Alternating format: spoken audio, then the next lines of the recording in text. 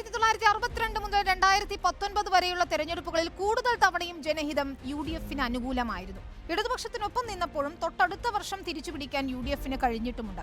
എന്നാൽ ഇത്തവണ മാവേലിക്കര ഇടത്തേക്ക് ചായുമെന്നാണ് LDF-ന്റെ ഉറച്ച പ്രതീക്ഷ. NDAക്ക് വേരോട്ടമുള്ള മണ്ണിൽ വോട്ടിന്റെ നല്ലൊരു പങ്ക് റാഞ്ചാൻ BDJS-ഉം കച്ചമുറക്കി കഴിഞ്ഞിട്ടുണ്ട്. ഹാട്രിക് വിജയം സമ്മാനിച്ച മാവേലിക്കരയിൽ UDF-ഉം വിജയപ്രതീക്ഷയിലാണ്. മാവേലിക്കരയുടെ അടിയൊഴുക്കുകൾ എങ്ങോട്ടാകും? ആർ ശ്രീജിത്തും ആർ റോഷിപാലും ദിലീപ് ദേവസിയും വിശദീകരിക്കാൻ നമ്മോടൊപ്പമുണ്ട്. അതിനു മുൻപായി നമ്മൾ കൊടിക്കുന്നിൽ സുരേഷിന്റെ സാധ്യതയെക്കുറിച്ചാണ് പരിശോധിക്കുന്നത്. കൊടിക്കുന്നിൽ സുരേഷാണ് വീണ്ടും ജനവിധി തേടി UDF സ്ഥാനാർത്ഥിയായി ഇറങ്ങുന്നത്. 61-കാരനായ കൊടിക്കുന്നിൽ ഇതുവരെ ലോക്സഭയിലേക്ക് മത്സരിച്ചത് 9 തവണയാണ്, 7 തവണ വിജയിക്കുകയും ചെയ്തു. അങ്ങനെ മികച്ച ട്രാക്ക് റെക്കോർഡാണ് വിജയത്തിന്റെ കാര്യത്തിൽ കൊടിക്കുന്നിൽ സുരേഷിനുള്ളത്. 1989 മുതലുള്ള 35 വർഷങ്ങളിൽ 2 ചെറിയ കാലഘട്ടം ഒഴിച്ചാൽ MP സ്ഥാനത്ത് തുടർന്നയാളാണ് കൊടിക്കുന്നിൽ. MP എന്ന നിലയിലുള്ള ദീർഘകാല പരിചയമാണ് കൊടിക്കുന്നിലിന്റെ പ്രധാന പ്ലസ് പോയിന്റും.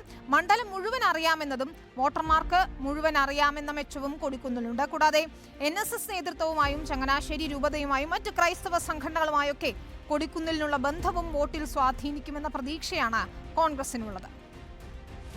എന്നെ സംബന്ധിച്ചിടത്തോളം വോട്ടർമാർക്ക് എന്നെ അറിയാം. അവരുടെ ഹൃദയത്തിൽ സ്ഥാനം പിടിച്ചുള്ള ഒരു പാർലമെന്റ് അംഗം എന്ന നിലയിൽ എനിക്ക് പരിചയപ്പെടുത്തലിൻ്റെ ഒരു ആവശ്യമില്ല. അതുകൊണ്ട് എന്നെ സംബന്ധിച്ചിടത്തോളം ഞാൻ പാർലമെന്റ് അംഗമാകുന്ന അന്നു മുതൽ ഒരു പ്രചരണത്തിൻ്റെ ശൈലിയിലാണ് പ്രവർത്തിക്കുന്നത്. ഇത്തവണത്തെ ഭൂരിപക്ഷം എന്ന് പറയുന്നത് ഇപ്പം പറയാൻ കഴിയില്ല. പ്രവചനാതീതമായ ഭൂരിപക്ഷമായിരിക്കും.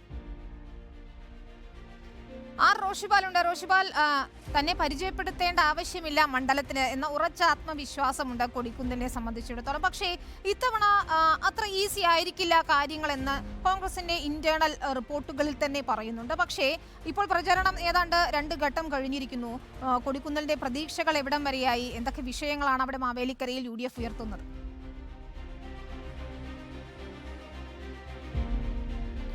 വിനീത, UDF-നെ സംബന്ധിച്ചിടത്തോളം മാവേലിക്കരയിൽ ഒട്ടും ആശങ്കയില്ല എന്നാണ് UDF നേതാക്കൾ പങ്കുവെക്കുന്നത്.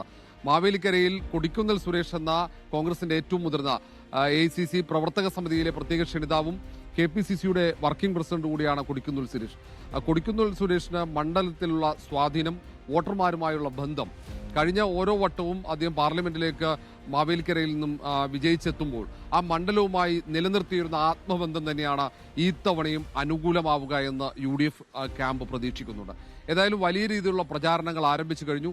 കേന്ദ്ര സർക്കാരിനെതിരെയും സംസ്ഥാന സർക്കാരിനെതിരെയുമുള്ള വിവിധ വിഷയങ്ങൾ ഉയർത്തിക്കൊണ്ട് തന്നെയാണ് UDF-ന്റെ പ്രചാരണവും മുന്നോട്ട് പോകുന്നത്. പക്ഷേ വലിയ പ്രതീക്ഷ ഈ പ്രവർത്തനം, ഇത്രയും കാലത്തെ ഒരു പ്രവർത്തന പരിചയം, അതിൽ ജനങ്ങൾക്ക് പൂർണ്ണ വിശ്വാസമുണ്ടെന്ന ആ ഒരു പ്രതീക്ഷയും കണക്കുകൂട്ടലും തന്നെയാണ് UDF-നെ സംബന്ധിച്ചിടത്തോളം ഉള്ളത്.